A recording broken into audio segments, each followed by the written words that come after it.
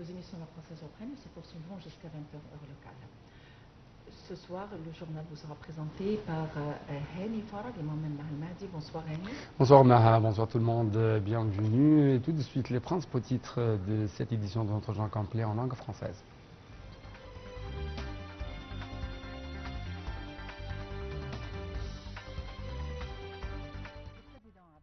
Sisi assiste à la prestation de serment de M.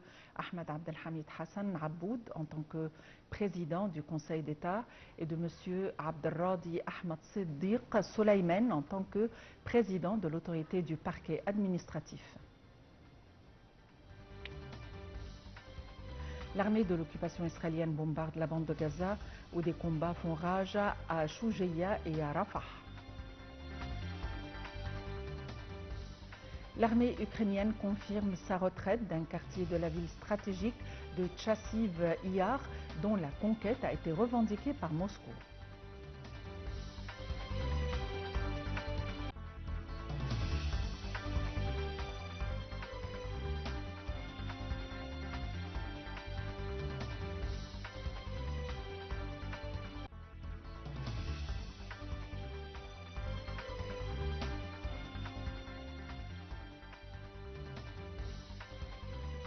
À la une de l'actualité, c'est le président Abdel Fattah el-Sisi qui a assisté aujourd'hui à la prestation de serment de M.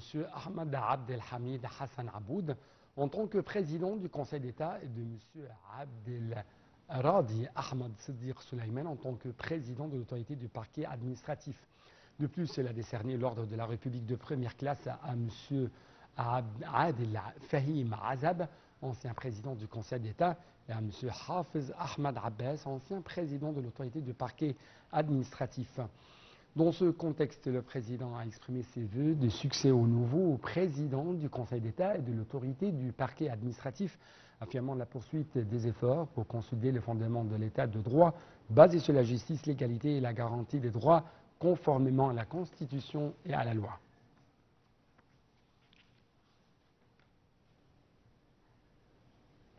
Le président Abdel Fattah el-Sisi a reçu des messages de félicitations à l'occasion du Nouvel An de l'Hégire, de la part du Premier ministre Mostafa Madbouli, des ministres et des personnalités de l'État. Madbouli a affirmé dans son message que cette occasion incarne les valeurs les plus élevées du djihad dans la propagation des principes de la religion islamique.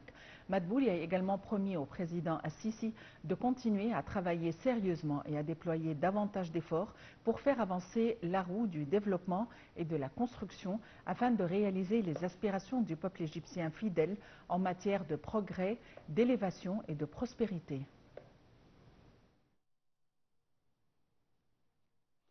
Le Premier ministre Dr Mostafa Madbouli a de même félicité le grand imam de l'Azhar, Cheikh Ahmed Al-Tayyib, à l'occasion du Nouvel An de l'Hégire. Dans son message, le chef du gouvernement a prié Dieu Tout-Puissant de renouveler cette occasion noble pour l'imam avec une santé abondante et un succès continu et pour le grand peuple d'Égypte et la nation islamique avec progrès et prospérité.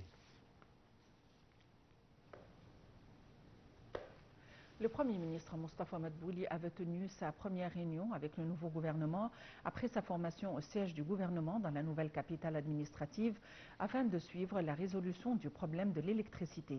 Le Conseil des ministres discute également de plusieurs sujets, notamment du suivi de la mise en œuvre de l'initiative de réduction des prix des marchandises, du mouvement du marché, de la disponibilité des produits alimentaires et de l'application des décisions de régulation des marchés. Le Conseil examine également la poursuite des travaux sur les différents projets nationaux au niveau des gouvernorats. Le Premier ministre Dr Mostafa Madbouli a affirmé qu'il était crucial dès le premier jour de travail après l'annonce de la nouvelle formation gouvernementale de suivre la disponibilité de tous les types de produits sur le marché, de renforcer les efforts pour contrôler les prix et de garantir l'existence d'un stock stratégique de produits de base pour faire face à toute urgence. Le chef du gouvernement a remercié le président Abdel Fattah el-Sisi pour le renouvellement de sa confiance et pour l'avoir chargé de former le nouveau gouvernement. Elle a affirmé son souci de choisir les meilleures compétences et capables de travailler, de réussir face aux défis auxquels l'État égyptien est confronté en raison des crises externes et sans précédent et de la situation intérieure. Dr Madbouli a également déclaré que la préservation des terminants de la sécurité nationale était la tâche la plus importante du président Sissi pour le nouveau gouvernement.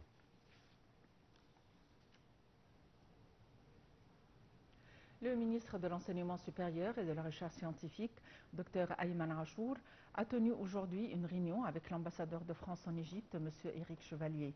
La délégation l'accompagnant en présence des recteurs de 22 universités égyptiennes gouvernementales, semi-privées et privées et de hauts responsables du ministère. Cette rencontre a eu lieu au siège du ministère de l'Enseignement supérieur et de la Recherche scientifique dans la nouvelle capitale administrative. Cette rencontre a pour but la signature du plus grand accord de partenariat international entre les universités égyptiennes et celles françaises. Notre envoyé spécial Jehan Nabil était sur place et a eu un entretien avec l'ambassadeur de France en Égypte, M. Éric Chevalier.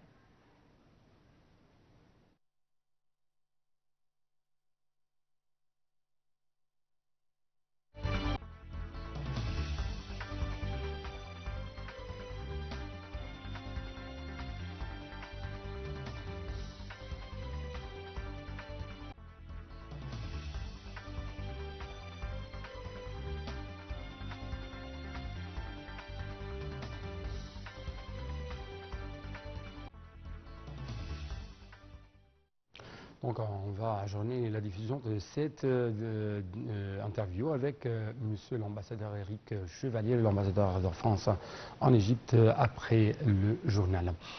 Donc l'armée de l'occupation israélienne a bombardé jeudi la bande de Gaza où des combats font rage à Shoujaïa dans le nord et à Rafah dans le sud après un ordre d'évacuation dans cette région qui a poussé des dizaines de milliers de Palestiniens à un nouvel exode. Tout de suite un commentaire. Le ministère palestinien de la Santé a annoncé jeudi un nouveau bilan de 38 011 morts dans le territoire palestinien depuis le début de la guerre avec Israël il y a près de 9 mois. Au moins 58 personnes ont été tuées ces dernières 24 heures, a-t-il indiqué dans un communiqué, ajoutant que 80